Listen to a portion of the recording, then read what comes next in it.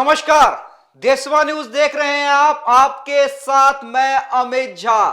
देखिए, विपक्ष के कई नेताओं की तरह आरजेडी प्रमुख ने भी क्लियर कर दिया है कि वह अयोध्या राम मंदिर की प्राण प्रतिष्ठा में नहीं जाएंगे। क्या राम मंदिर उद्घाटन में आप लोगों को सर आमंत्रण मिला है, जाएंगे? नहीं जाएगा। नहीं जाएंगे सर? लेकिन लालू यादव की कहानी बाकी विपक्ष के नेताओं से कुछ अलग है। फ्लैशबैक में आपको लेकर चलते हैं, जिसमें दो प्रमुख किरदार हैं, बीजेपी के भीष्म पितामह लाल कृष्ण आडवाणी और दूसरे आरजेडी प्रमुख लालू प्रसाद यादव। फ्लैशबैक में जाने से पहले आप दोनों प्रमुख नेताओं का उस समय का बयान सुनिए और समझिए कैसे अपने सियासी जमीन को तैयार करने के लिए ये दोनों नेता आमने सामने थे।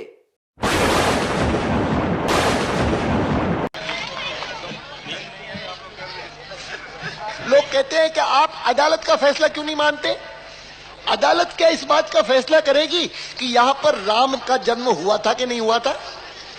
आपसे तो इतनी आशा है, बीच में मत पड़ो, रास्ते में मत आओ, क्योंकि ये जो रथ है लोक रथ है, जनता का रथ है, जो सोमनाथ से चला है और जिसने मन में संकल्प किया हुआ है कि 30 अक्टूबर को वहां पर पहुंच करके कार सेवा करेंगे और मंदिर वहीं बनाएंगे, उसको कौन रोकेगा? कौन सी सरकार रोकने वाली है? से अपील करता हूं कि वह आएं और अपनी बातें आपके सामने रखें। मुख्यमंत्री जी, मैं इस मंच के माध्यम से पुनः श्री आडवाणी जी से अपील करना चाहता हूं, अपनी यात्रा को स्थगित कर दें, स्थगित करके वो दिल्ली वापस चले जाएं। देश हित में अगर इंसान ही नहीं रहेगा, इंसान नहीं रहेगा, तो मंदिर में घंटी कौन बजाएगा या कौन बजाएगा? जब इंसानियत पर खतरा हो, इंसान नहीं रहेगा तो मस्जिद में इबादत कौन देने जाएगा? 24 घंटा में निगाह रखा हूं। हमने अपने शासन के तरफ से पूरा उनकी सुरक्षा का भी व्यवस्था किया, लेकिन दूसरे तरफ हमारे सामने सवाल है, अगर एक नेता और एक प्रधानमंत्री का जितना जान का कीमत है, उतना आम इंसान का जान का भी कीमत है। हम अपने राज्य में मतलब दंगा फसाद को फैलने नहीं देंगे। जहां फैलाने का नाम लिया और जहां बवेला खड़ा करने का नाम लिया, तो फिर हमारे साथ चाहे राज रहे या राज चला जाए, हम इस पर कोई समझौता करने वाले नहीं हैं। अब कहानी की शुरुआत, जिसने देश की राजनीति को दो धड़ों में बांट दिया। 25 सितंबर 1990 की सुबह 9 बजे राम रथ यात्रा निकली थी और इसके अगुवा थे लाल कृष्ण आडवाणी। मौजूदा समय में राम मंदिर की प्राण प्रतिष्ठा को लेकर जिस तरह घर घर अक्षत भेजा जा रहा है, ऐसे ही रथ यात्रा से पहले घर घर रामशिला पूजन कराया गया था। रामशिला को अयोध्या भेजा जाना था। लाल कृष्ण आडवाणी के साथ कारवां बढ़ता जा रहा था। राम नाम के कारण हिंदू बीजेपी के साथ जुड़ते चले जा रहे थे। पूरे भारत में अलग तरह का माहौल बनता जा रहा था। आडवाणी का सियासी कद बढ़ता चला जा रहा था, लेकिन वह थे दो नेताओं के निशाने पे, एक स्वर्गीय मुलायम सिंह यादव और दूसरा आरजेडी प्रमुख लालू प्रसाद यादव।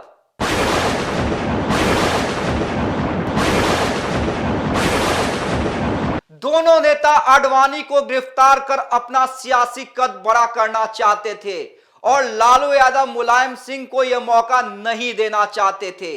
इसलिए लालू प्रसाद यादव ने आडवाणी को बिहार में ही रोकने का मन बना लिया था।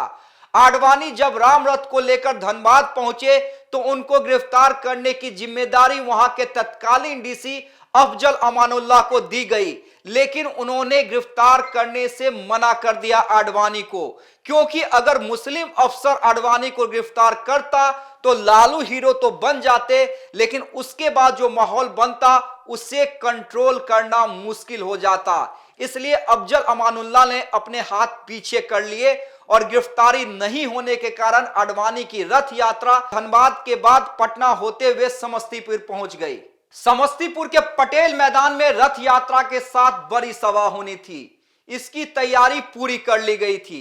पटेल मैदान से लेकर सर्किट हाउस तक कार्यकर्ताओं का हुजूम था। देर रात सर्किट हाउस में राम रथ को प्रवेश करवाया गया। आडवाणी कमरा नंबर 7 में थे। इधर लालू आडवाणी के हर मूवमेंट की अपडेट ले रहे थे। एक पत्रकार मित्र ने लालू से कहा, अगर रथ यात्रा यूपी पहुंच गई तो मुलायम आडवाणी को गिरफ्तार कर हीरो बन जाएंगे, तभी लालू एक्शन में आए।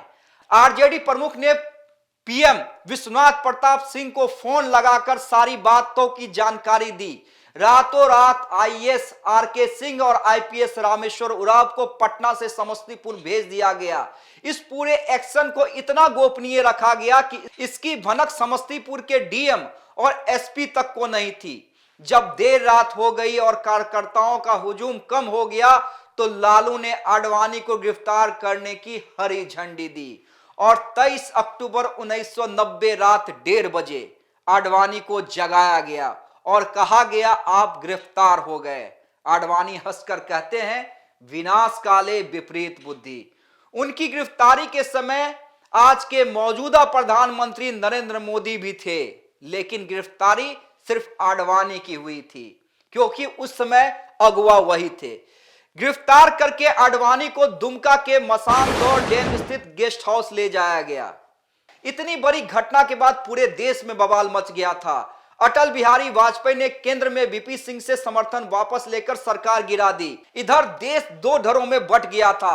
हालांकि लालू स्थिति को भांपते हुए आडवाणी की हर डिमांड पूरी कर रहे थे, जिसका उन्होंने लोकसभा में एक बार हंसते हुए जिक्र भी किया था।